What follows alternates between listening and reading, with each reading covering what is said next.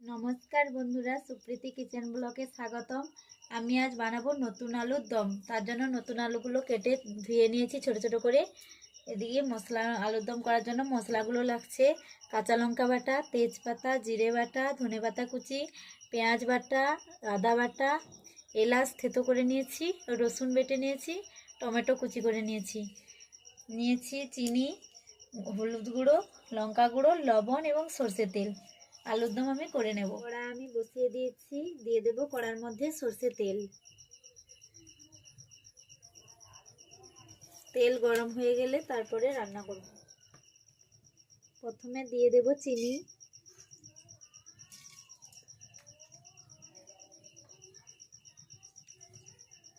ওর মধ্যে দিয়ে দেব তেজপাতা,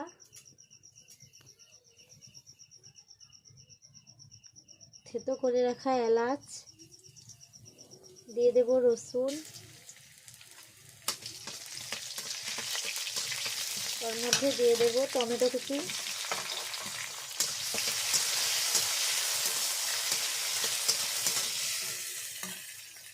দিয়ে দিচ্ছি পেঁয়াজ বাটা, জিরে বাটা, কাঁচা লঙ্কা বাটা,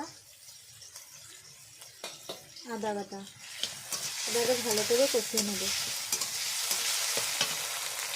এর মধ্যে দিয়ে দেবো শুকনো লঙ্কা গুঁড়ো, কাঁচা লঙ্কা দিয়েছি তাই শুকনো লঙ্কা কম দিচ্ছি, আপনারা যেমন ঝাল খেতে চান সেইভাবে দেবেন। দিয়ে দেবো অল্প করে লবণ, দিয়ে এবারে ভালোভাবে মশলাগুলো কষিয়ে নেব।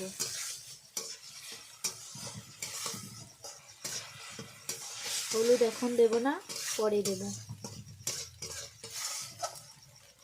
মশলা আমি কিছুক্ষণ কষে নিয়েছি, ভালো করে কষে নিয়েছি। ওর মধ্যে দিয়ে দেব আলু,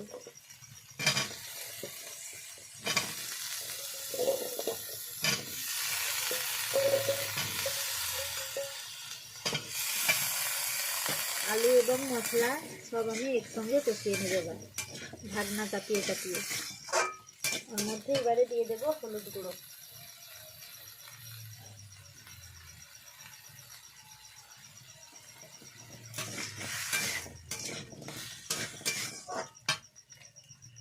দিয়ে দিচ্ছি স্বাদ মতো লবণ, অল্প লবণ দিয়েছিলাম।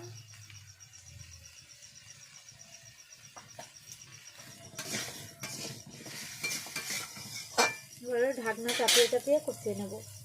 ঢাকনা খুলে দেখে নিচ্ছি,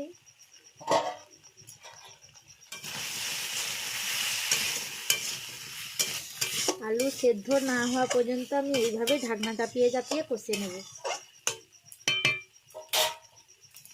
আবার ঢাকনা খুলে দেখে নেব। কষানো হয়ে এসেছে বন্ধুরা, দেখো আলু সেদ্ধ হয়ে এসেছে ভালোভাবে। এবারে মধ্যে একটু জল দিয়ে দেবো।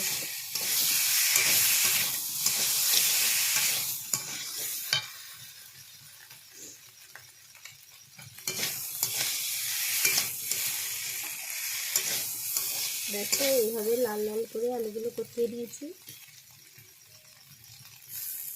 জল দিয়ে দেবো এবারে।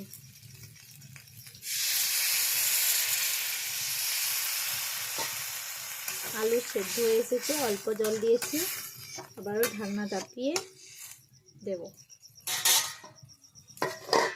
ঢাকনা খুলে দেখে নিচ্ছি কড়াইতে কতটা জল আছে, দেখব। আর কিছুক্ষণ হবে, আর ঢাকনা চাপাবো না, এইভাবে আর কিছুক্ষণ জল শুকিয়ে এলে মাখা মাখা হয়ে গেলে আমি নামিয়ে নেব। বন্ধুরা, আলুর দম হয়ে গেছে, এবারে আমি নামিয়ে নেব।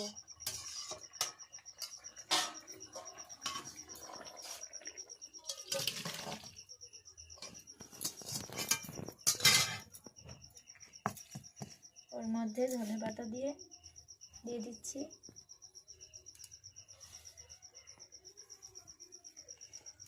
এইভাবে নতুন নতুন ভিডিওগুলি ভালো লেগে থাকলে প্লিজ বন্ধুরা বেশি বেশি করে শেয়ার করে দেবেন এবং সাবস্ক্রাইব, লাইক, কমেন্ট করে দেবেন।